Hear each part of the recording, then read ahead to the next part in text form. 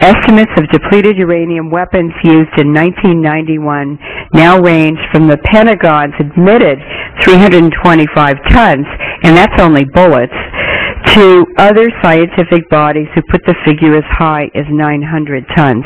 A warthog shoots 1.5 tons of bullets in 1 minute. That would make the number of estimated cancers as high as 9 million, depending on the amount used in the 1991 Gulf War. In the 2003 Gulf War, estimates of 2,200 tons have been given, causing about 22 million new cancers. Altogether, the total number of cancer patients estimated using the UKAEA data would be 25,250,000. In July 1998, the CIA estimated the population of Iraq to be approximately 24,683,313. Ironically, UN Resolution 661, calling for sanctions against Iraq, was signed on Hiroshima Day, August 6, 1990.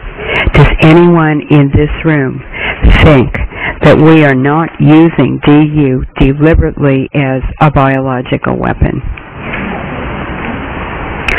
But what is happening is that what we're using over there is coming over here. And as a geologist, we know from volcanic eruptions that the ash is distributed globally throughout the atmosphere in 1 year.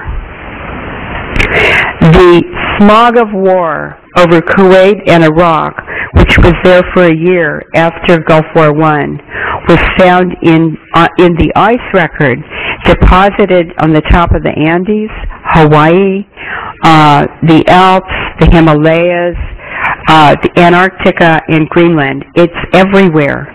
And it's chemicals and radiation and biological agents together.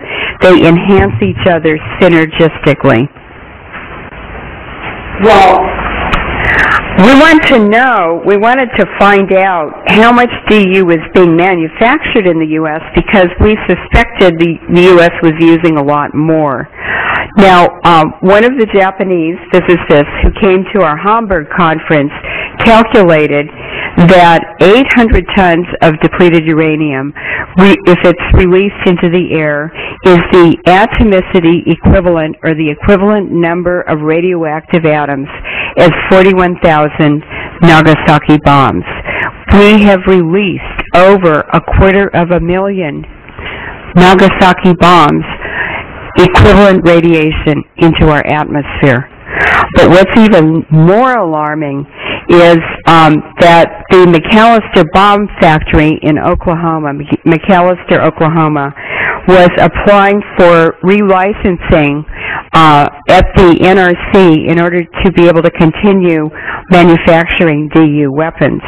And in order to maintain level 1 status, which they have to do to get relicensed, they must be able to ship 1,600 tons of depleted uranium weapons a day. That's 166,000 Nagasaki bombs of radiation. It's 20 train car loads of DU going out of that factory every day. It's only one of 4 U.S. Army bomb factories. And altogether, at all 4 bomb factories at any one time, they are allowed by the NRC to have up to 44,000 tons of DU on site. That's 4.5 million Nagasaki bombs. We have before us the opportunity to forge for ourselves and for future generations a new world order. We can take our country back. It can be done. But it's not going to happen with talk. It's going to happen with action. Well, ladies and gentlemen, I got news for you. When our forefathers wrote the Constitution with the right to bear arms, it was not about hunting and fishing, because then, if you didn't hunt or fish, you didn't eat. The Second Amendment, the right to bear arms, is there so that we, the public, if our government gets